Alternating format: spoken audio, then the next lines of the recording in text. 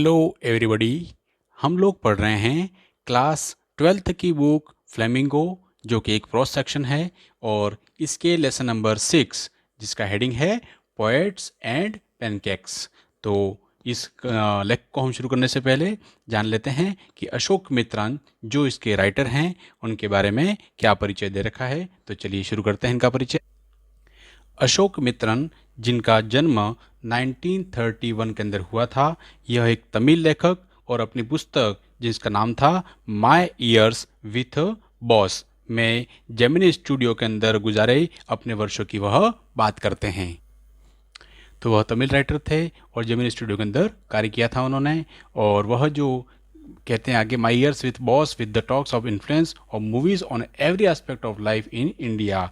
उन्होंने इसके अंदर भारत के प्रत्येक पहलू पर फिल्मों के प्रभाव को बताती हुई पुस्तक के बारे में लिखा है। जेमिनी स्टूडियो जो चेन्नई के अंदर स्थित है, वह 1940 के अंदर इसकी स्थापना हुई थी। जैसा कि आप देख पा रहे हैं, यह जो जेमिनी स्टूडियो है 1940 में इसकी स्थापना हुई थी, और उस समय भारत के फिल्म निर्माण के अंदर शुरुआती वर्षों में यह सबसे प्रभावशाली फिल्म निर्माता जो संगठन था उनमें से एक था। और इसके जो संस्थापक थे वह थे एस वासन। जो वासन थे वह इसके संस्थापक। यह है इसके संस्थापक एस वासन, जिन्होंने इसकी स्थापना की थी।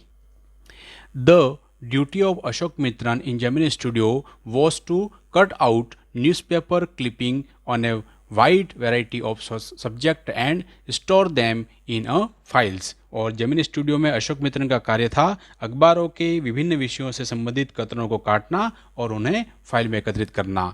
Many of these had to be written out by hand, और इनमें से बहुत सारे इनको कई को हाथों से लिखना पड़ता था। Although he performed an insignificant function, he was the most well informed of all the members of the Gemini family। यद्यपि वो मामूली काम करते थे, फिर भी जेमिनी जो स्टूडियो था उसके परिवार के सभी सदस्यों में वह सर्वाधिक जानकार व्यक्ति थे। The following an excerpt from his book my years with boss. यहाँ जो अंश दिया गया है वह उनकी ही पुस्तक माई ईयर्स विथ बॉस से लिया गया है। अब शुरुआत करते हैं लेसन की। Pancake was the brand name of makeup material that Gemini studios brought in truck lots. Pancake एक प्रकार का ब्रांड नेम था, एक प्रकार की सौंदर्य प्रसाधन सामग्री का, जो कि जेमिनी स्टूडियो था उसके अंदर ट्रक के अंदर लोड करके लाया जाता था। बहुत ज़्यादा मात्रा में उसको खरीद करके यूज़ किया जाता था। तो जैसा कि आपको दिखाई दे रहा है, पैनकेक एक प्रकार का ब्रांड नेम होता है जो कि मेकअप के रूप में, प्रसाधन सामग्री के रूप में इसका यूज़ किया जाता है। Greta Garbo must have used it, Miss Gohar must have used it, Vyjayanthimala must have also used it, but Rati Agnihotri may not have even heard of it. लेखक कह रहा है कि जो ग्रेट गार्बो एक अभिनेत्री हैं, इसने अवश्य प्रयोग किया होगा, मिस गौहर ने इसे अवश्य प्रयोग किया होगा, वैजंती माला ने भी इसका अवश्य रूप से प्रयोग किया होगा, लेकिन रति अग्निहोत्री जो शायद बाद के ज़माने की जो अभिनेत्री हुई हैं, शायद इसके नाम भी उन्होंने सुना नहीं होगा।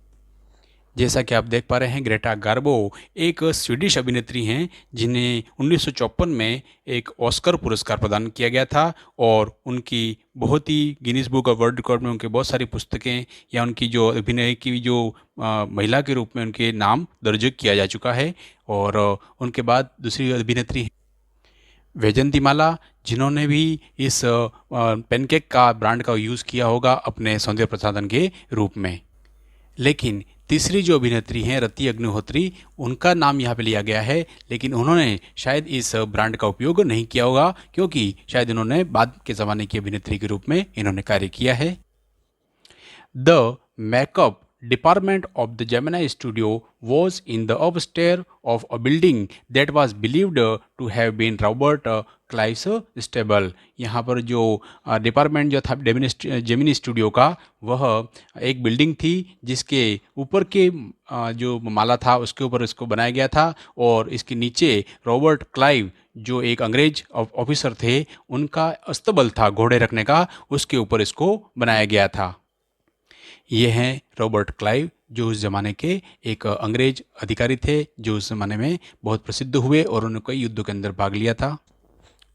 A dozen other building in the city are said to have been his residence। कहा जाता है कि उनकी शहर के अंदर 1 दर्जन से अधिक इमारतें उनके द्वारा कब्जे में ली गई थी, उस समय बनाई गई थी।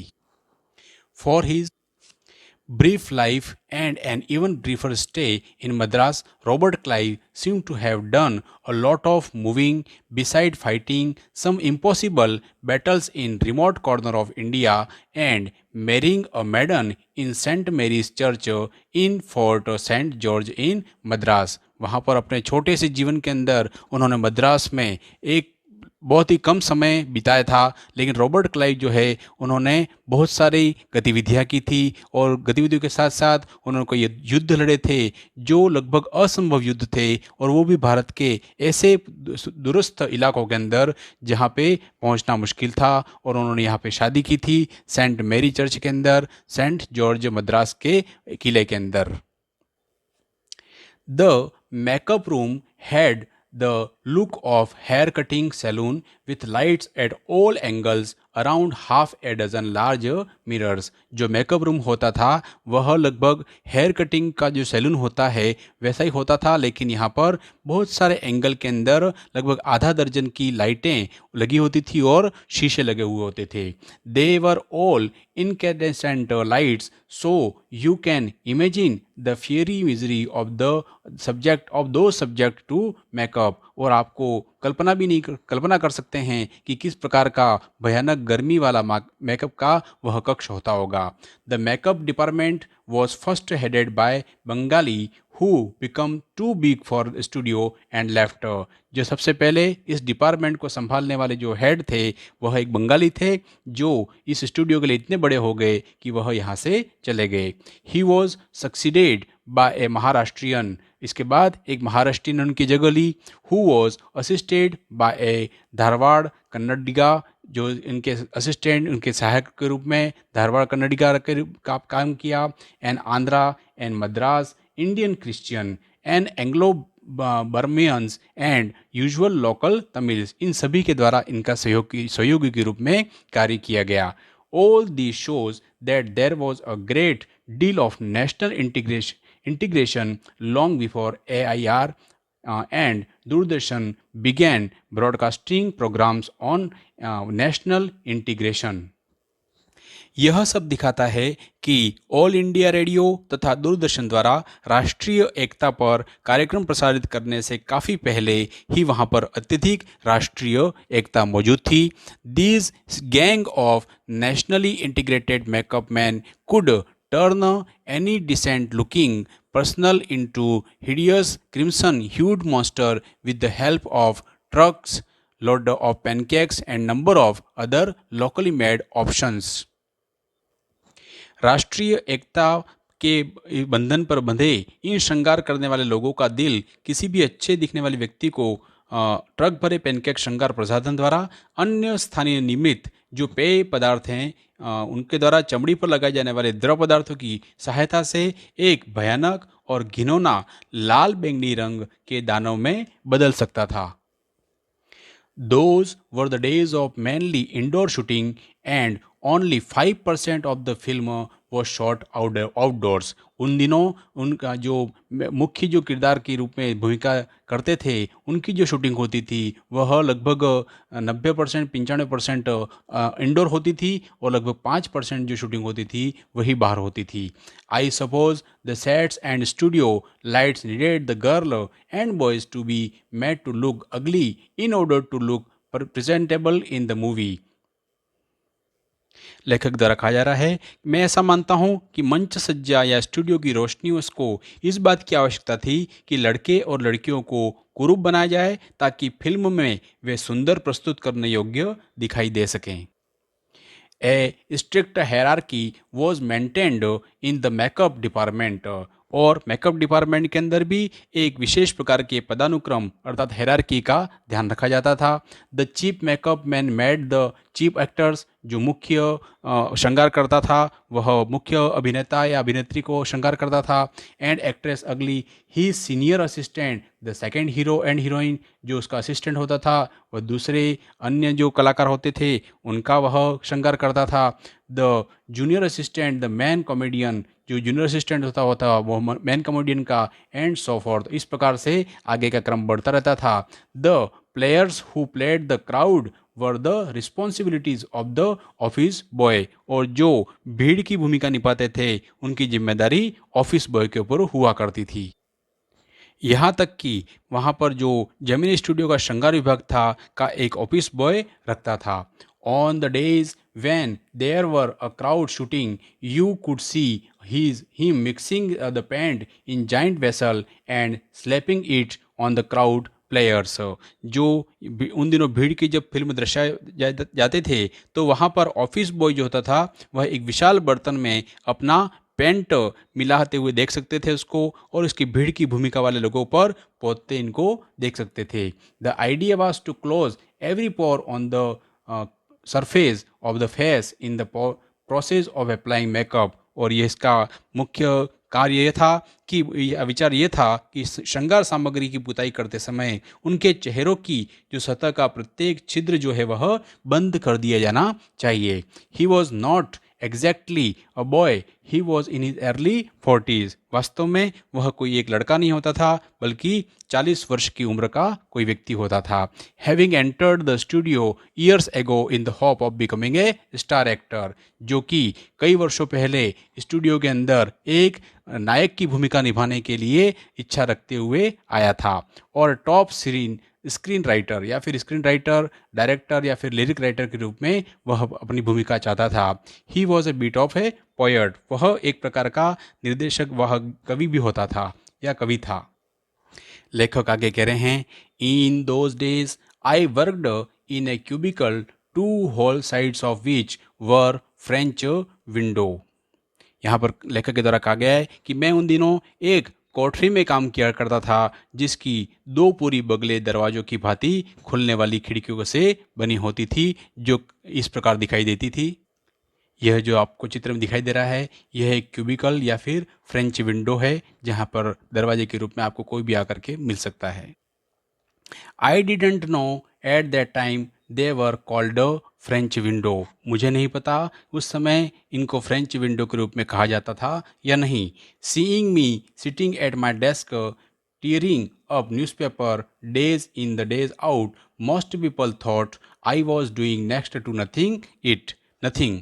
और उन दिनों मुझे रात दिन डेस्क के पास बैठे हुए अखबारों को फाड़ते देख करके कई लोग सोचते थे कि मैं कुछ नहीं करता था। It is likely that the boss thought likewise too, और यह संभव है कि बॉस भी ऐसा ही सोचते थे।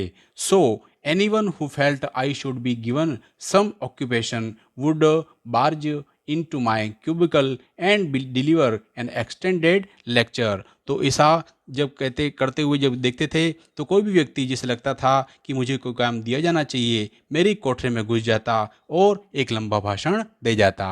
The boy in the makeup department had decided I should be enlightened on how great literary talent was being allowed to go west in the department fit only for barbers and perverts। और जब मेरी कोठरी में घुस जाता तो श्रृंगार विभाग का बॉय इस तरह यह तय कर चुका था कि मुझे जानकारी दी जानी चाहिए कि किस प्रकार महान साहित्यिक प्रतिभा का एक ऐसे विभाग में बर्बाद होने दी जा रही है जो केवल नाइयों तथा पदभ्रष्ट लोगों के लिए उपयुक्त था। So I was praying for crowd shooting all the time. Nothing short of it could save me from his speaks या epics। यहाँ पर वो कह रहा है कि जल्दी ही मैं भीड़ के दृश्यों का फिल्मांकन होने के लिए प्रार्थना करने लगा। इससे कम कोई चीज़ मुझे महाकाव्यों से बचा सकती नहीं थी। In all instances of frustration, you will always find the anger directed towards a single person, openly or covertly, and these men of the makeup department was convinced that all his voice, ignominy and neglect were due to कोथामंगलम Subbu. कुंठा के सभी मामलों में आप हमेशा पाएंगे कि गुस्सा जो होता है एक व्यक्ति को खुले में अथवा गुप्त रूप से निशाना बनाता है, और श्रृंगार विभाग के इस व्यक्ति की दृढ़ आस्था थी कि उसके सारे जो कष्ट हैं, अपमान है या उपेक्षा है, वह कोठमंगलम सुब्बू के कारण थी। Subbu was the number 2 at Gemini Studios. Subbu जो था वह जेमिनी स्टूडियो का नंबर 2 था। He couldn't have had a more encouraging opening in film than our grown up makeup boy had. उसे फिल्मों में अधिक प्रोत्साहनपूर्ण स्थान तो नहीं मिला था जैसा कि हमारे वयस्क श्रृंगार बॉय को मिला हुआ था। On the contrary, he must have had to face more uncertain and difficult times, for when he began his career, there were no firmly established film producing companies or studios. क्योंकि जैसा कि हमारे श्रृंगार boy को मिला है, उसके विपरीत उसने अनिश्चित और बहुत ही मुश्किल दिनों का सामना किया था, क्योंकि जब उसने अपना व्यवसाय शुरू किया था तो उस समय फिल्म जो थी वह कंपनियां या स्टूडियो नहीं हुआ करते थे। Even in the matter of education, specially formed education, Subbu could not have had an appreciable lead over our boy, but by virtue of being born a Brahmin, a virtue indeed, he must have had exposure to more affluent situation and people.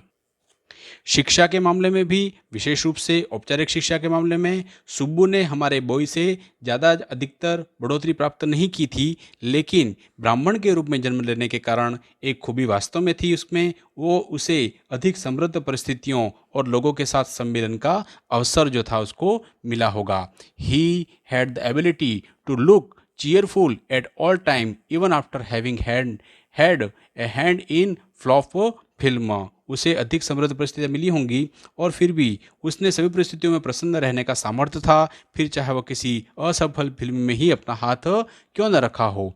He always had work for somebody, उसने हमेशा वफादारी की भावना से अपना कार्य किया, काम कर सकता था वो। He could never do things on his own, वह अपने आप काम नहीं कर सकता था, लेकिन उसकी वफादारी की भावना ने उसे अपने मुखिया के साथ पूरी तरह एकाकार कर दिया था। But his sense of loyalty made him identify himself with his principal completely and turn his entire creativity to his principal of advantage. यह एक ऐसा व्यक्ति था जो फिल्मों के साथ अनुकूल बन गया था, अपनी रचनात्मकता को अपने मुखिया के लाभ की ओर मोड़ दिया था।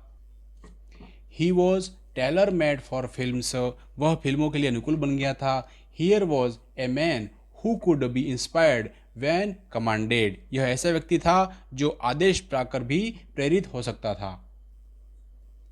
The rat fight is the tigress underwater and kill her but takes pity on the cubes and tends them lovingly. I don't know how to do the scene, और चूहा पानी के नीचे बाघिन से युद्ध करता है और उसे मार देता है, लेकिन उसके बच्चों पर उसे दया आ जाती है। The producer would say and Subbu would come out with the 4 ways of the rat pouring affection on its victim of spring, और जो सुब्बू होता था वह उस प्रकार की कहानी को दर्शाता था। मैं नहीं जानता था कि इस दृश्य को कैसे दृश्य बनाया जाए, तो निर्माता कहता, सुब्बू जो था 4 विभिन्न तरीके सुझाव दे देता था। Good but I am not sure it effective enough, the producer would say, and in a minute Subbu would come out with 14 more alternatives. लेकिन ठीक है, किंतु मैं आश्वस्त नहीं हूँ कि वह पर्याप्त रूप से प्रभावशाली रहेगा, निर्माता कहता, और एक ही मिनट में सुब्बू 14 अन्य विकल्प उसके सामने रख देता था। Film making must have been and was so easy with a man like Subbu around, and if ever there was a man who gave direction and definition of Gemini Studio during its golden years, film निर्माण अवश्य इतना आसान रहा होगा और था जब सुब्बू जैसा व्यक्ति पास में हो, और कोई ऐसा व्यक्ति था जिसने जेमिनी स्टूडियो को दिशा एवं परिभाषा प्रदान की। इट वॉज सुब्बू, और यह सुब्बू था। Subbu had a separate identity as a poet and though he was certainly capable of more complex and higher forms. और इसके स्वर्णिम दिनों के दौरान सुब्बू ही था। कवि के रूप में सुब्बू एक अलग पहचान रखता था, और यद्यपि वह निश्चित रूप से अधिक जटिल और ऊंची प्रकार के काव्यों के लिए समर्थ था, तथापि उसने अपने काव्य को जानबूझ करके जन सामान्य को संबोधित करना पसंद किया। He deliberately chose to address his poetry to the masses. His success in film overshadowed and dwarfed his literary achievements।